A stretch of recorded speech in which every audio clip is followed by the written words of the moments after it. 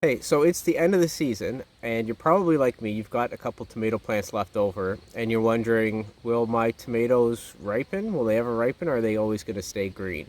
Stick around, we'll talk about what makes tomatoes ripen, and what you can do with green tomatoes to actually get them to ripen.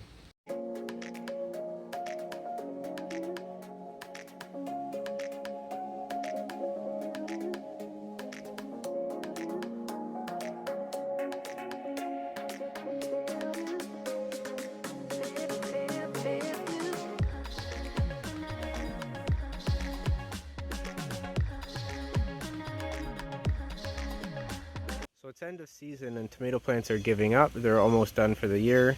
And some of them are still green and on there. And many people are wondering, will my tomatoes actually ripen? The answer is maybe.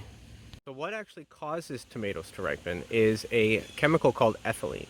And the tomatoes will actually only produce the ethylene when the weather outside is above 10 degrees Celsius roughly. So if your weather has actually been below 10 degrees Celsius lately, then it's possible that your tomatoes have not yet produced ethylene and may not actually again be able to produce ethylene.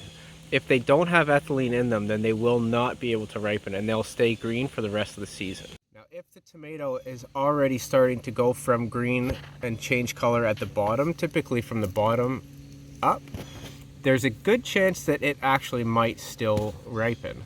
And depending on how much ethylene is inside the tomato, it might take anywhere from a week to even up to 4 weeks to ripen.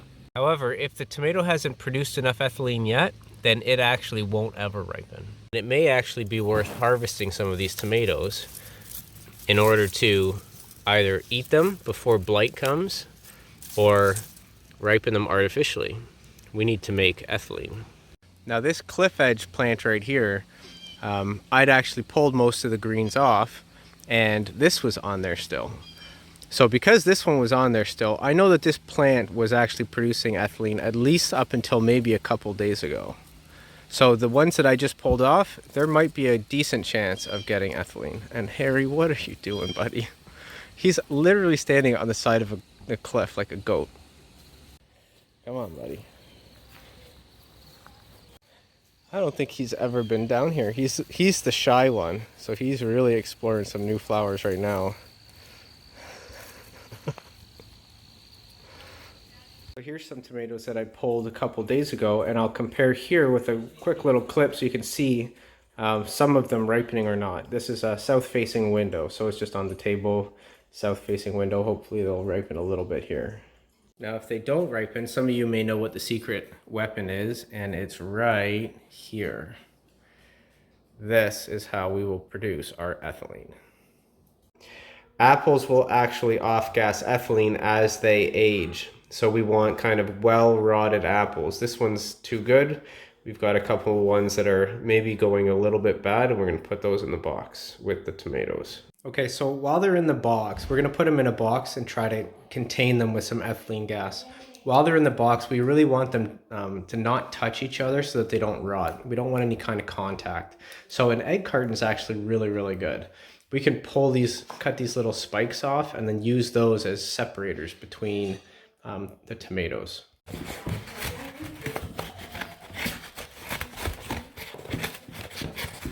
All right, now we're going to take some of the more green tomatoes and we're going to stick them in the box and separate them.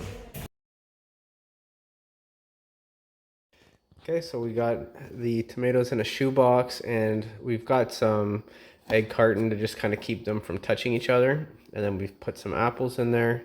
And then we're going to just do another layer so that I think we can fit another couple on top here. Okay, so we did another layer. And again, the idea is just to have the tomatoes not touching each other. So an easier way to do this is probably to wrap them in newspaper. We just don't have any, so this is kind of a makeshift way of getting that done. And then we're going to close it up and kind of seal it. I don't think it has to be perfectly airtight seal, but what you want is when the apples off-gas the ethylene, you want it to kind of be able to stay in the box and ripen up the tomatoes. All right, so we just sealed it up. We're gonna like tape it down and make sure it stays. Maybe put something heavy on top. And then I might tape up these little air holes here just to stop the gas from being able to get out. And then we'll check back in it in a few, maybe a week or so, a few days, maybe a week.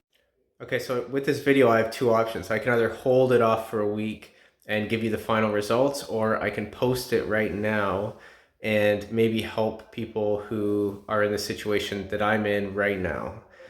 So I'm actually going to post this right now and show you the method, and maybe in a week or so, I'll come back and check up on it and show you whether it worked or not. So thanks for watching. Give it a try. Run this experiment with me. I've actually never done it myself, but I know a lot of people who have, and I think it'll work. I mean, the science is the science, so it should work. And if it didn't work, it's probably more to do with my method than with the actual, chemistry. So let's do this experiment together, and I'll see you on the next one. And we'll check up on the tomatoes in about a week's time.